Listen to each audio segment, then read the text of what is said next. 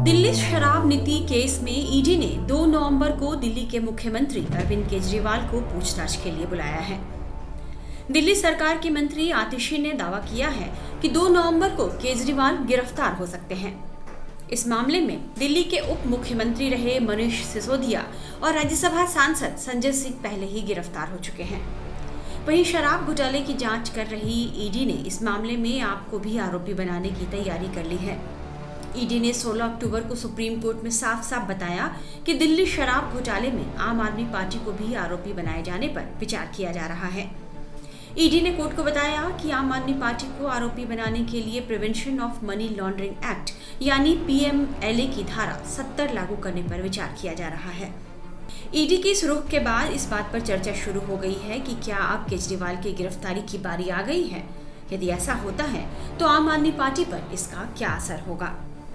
जानकारों का मानना है कि यदि इस मामले में आपको भी आरोपी बनाया जाता है और केजरीवाल भी गिरफ्तार हो जाते हैं तो राष्ट्रीय राजनीति से लेकर दिल्ली की राजनीति और पार्टी के नेतृत्व पर इसका बड़ा असर पड़ सकता है।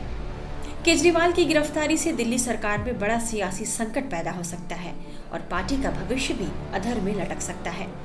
पार्टी के सामने सबसे बड़ा सवाल यही होगा कि केजरीवाल यदि जेल जाते हैं तो सीएम की कुर्सी किसे सौंपी जाएगी। 2 बड़े नेताओं की गिरफ्तारी से पार्टी पहले ही कमजोर पड़ चुकी है और केजरीवाल की गिरफ्तारी का मतलब है पार्टी का धम से गिर जाना। इससे कार्यकर्ताओं के मनोबल पर भी इसका खराब असर पड़ सकता है। इससे जहां केजरीवाल के लिए चौतरफा मुश्किलों का पहाड़ भी खड़ा होगा, वहीं पार्टी के साथ साथ उनका राजनीतिक करियर भी खतरे में पड़ सकता है। आम आदमी पार्टी मतलब केजरीवाल, क्योंकि पार्टी के संयोजक वही हैं, यानी मुखिया वही हैं।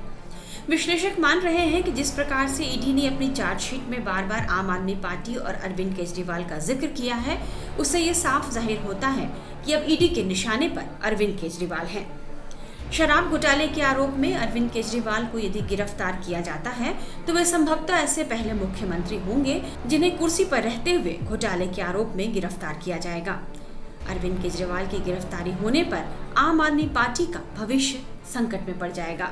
वहीं यदि इस मामले में ईडी पीएमएलए के तहत जो कंपनियों और संगठनों से संबंधित कानून है उसमें आपको आरोपी बनाती है तो संभवतः यह भारत में पहली बार होगा जब किसी राजनीतिक दल की मनी लॉन्ड्रिंग के एंगल से जांच की जाएगी।